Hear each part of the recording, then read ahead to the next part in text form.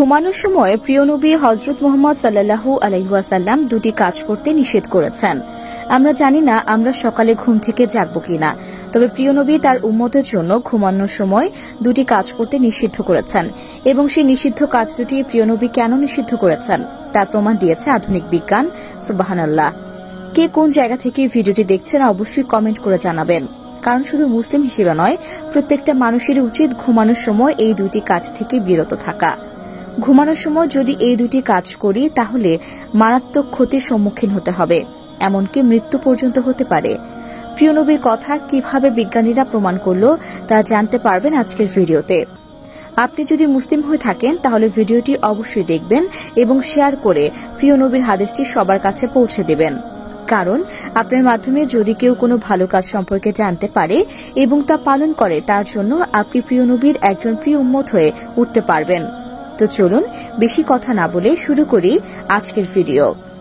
আল্লাহ তাআলা রাতকে সৃষ্টি করেছেন বান্দার ঘুমের জন্য এবং দিনকে সৃষ্টি করেছেন কর্মের জন্য, কিন্তু আমরা অনেকে অভ্যাসগত কারণে মারাত্মক এই ভুল দুটি করে থাকি। 1 নম্বরে, প্রিয় নবী ঘরের লাইট বন্ধ করে ঘুমাতে বলেছেন। লাইট জ্বালিয়ে ঘুমানো কতটা মারাত্মক ভুল চলুন জেনে নেই। প্রিয় নবী বলেছেন, রাতে আলো জ্বালিয়ে ঘুমালে তোমাদের শরীরের ভেতর এমন কিছু বিশেষ পার্টস রয়েছে যা কাজ করা বন্ধ করে দেয়, এমনকি মস্তিষ্কে নেতিবাচক প্রভাব পড়ে। বিজ্ঞানীরা বলেছেন, রাতে লাইটের আলো থেকে এক ধরনের আলোক নিঃসরণ হয়, যার ফলে ব্রেন ক্যান্সার হওয়ার সম্ভাবনা থাকে।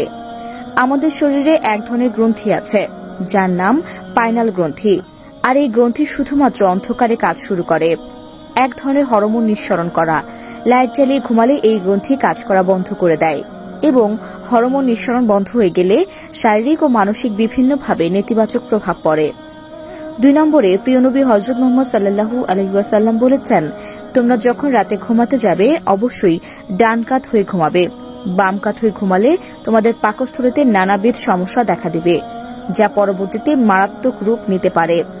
বিজ্ঞান বলেছে, কোনো মানুষ যদি বাম কাত হয়ে ঘুমায় তাহলে তার পাকস্থলী খাদ্য হজম প্রক্রিয়া ব্যাঘাত ঘটে।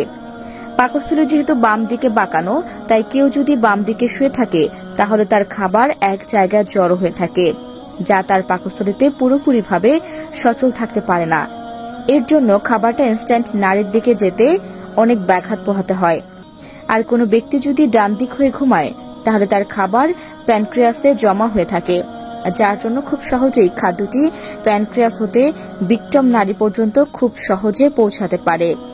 প্রিয় নবী তার উম্মতের জন্য বেশি কিছু নিষেধ করেননি, যেগুলো নিষেধ করেছেন সেগুলো তার উম্মতের মঙ্গলের জন্যই করেছেন।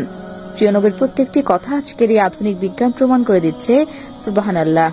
তা দর্শক, আপনার রব কে সেটা অবশ্যই কমেন্টে জানাবেন। আজ এ পর্যন্তই, আবারও আসবো নতুন নতুন সব তথ্য নিয়ে। সে পর্যন্ত সবাই ভালো থাকুন, সুস্থ থাকুন। এতক্ষণ 24 ঘন্টা নিউজের সাথে থাকার জন্য আপনাকে ধন্যবাদ।